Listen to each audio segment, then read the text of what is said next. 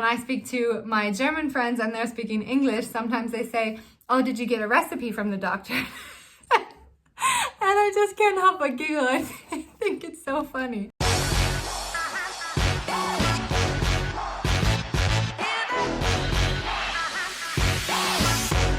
It's Sommerferien. I used to be so excited about summer holidays, and now that I have a child, I'm like, what am I going to do for the next month?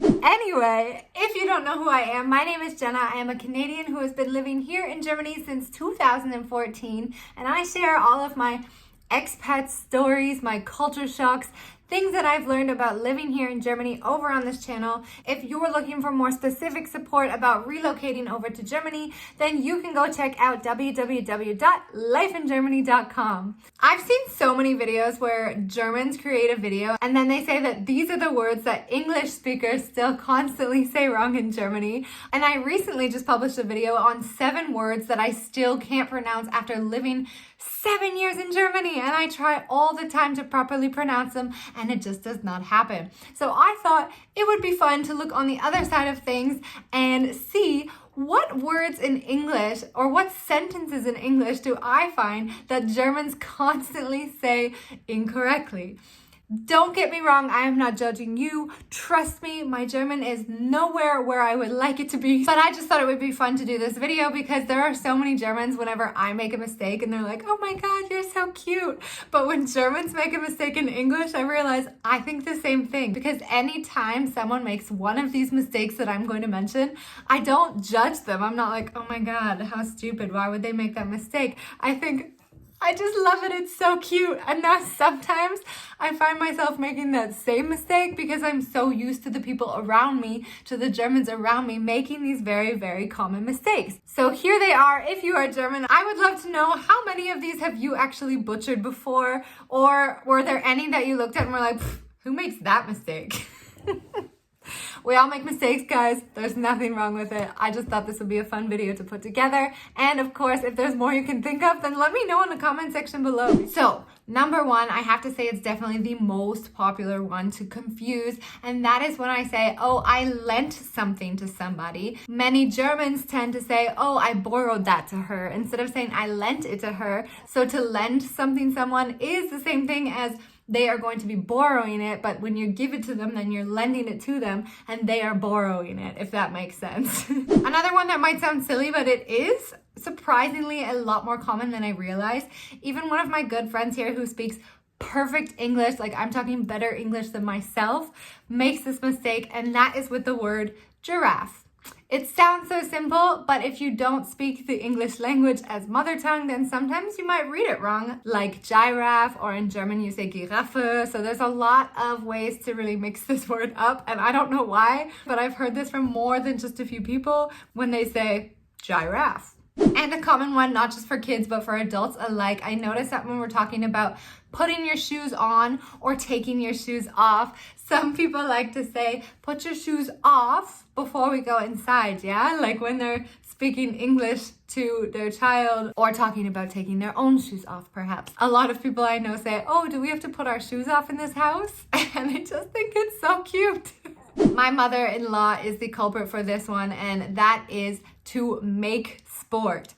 I actually always say, oh, I have to make more sport now because I haven't worked out in a really long time. And I don't even realize anymore that I'm making the mistake. It actually took one of my German friends to tell me, Jenna, you're not saying this correctly in English, for me to actually realize, oh my God, you're right. So it's not just my mother-in-law, but many people make this mistake of saying I need to make sport rather than are you doing any sports tonight or let's go play some sports. Similarly, a lot of people say, can you make a picture for me? So can you take a picture of me, is what we would say in English, but sometimes the Germans mix that up where I think in English, if you say, can you make me a picture, you would think like maybe draw them a picture, like create a picture for them, rather than taking a picture like on the actual camera. I find this one to be really, really common. So I will be interested to see what you guys say in the comments to see if more than the average of you actually make that mistake. Another one would be, what are you doing on the weekend? In Germany, I've noticed quite a few people saying, what are we doing at the weekend? I think sometimes it's confusing because like the way that we say some words in English versus German are totally flip-flopped. And so similar to the way that I directly translate from English into German and make so many mistakes, Germans also do the same from German over to English sometimes. One that confuses the crap out of me all the time is getting a prescription from the doctor. When I always leave the doctor's room, they always say, you know, go to the front desk and get your prescription. And then I go and I'm like, oh crap, what do I say? I don't even know what to ask for, because I always forget that sometimes in Germany they say Rezept, like for prescription, which also directly translated is recipe. So when I speak to my German friends and they're speaking English, sometimes they say, oh, did you get a recipe from the doctor? And I just can't help but giggle. I think it's so funny.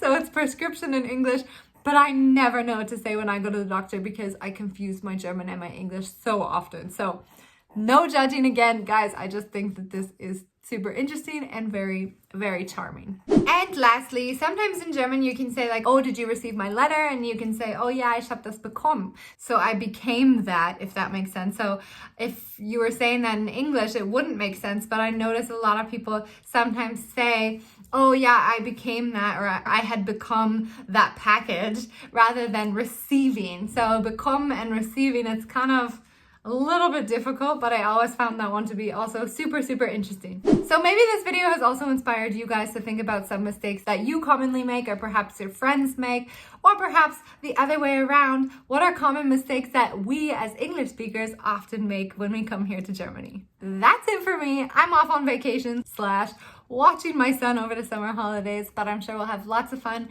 and I will definitely be taking you guys with us on some of our journeys. Wie immer, vielen, vielen lieben Dank und bis später.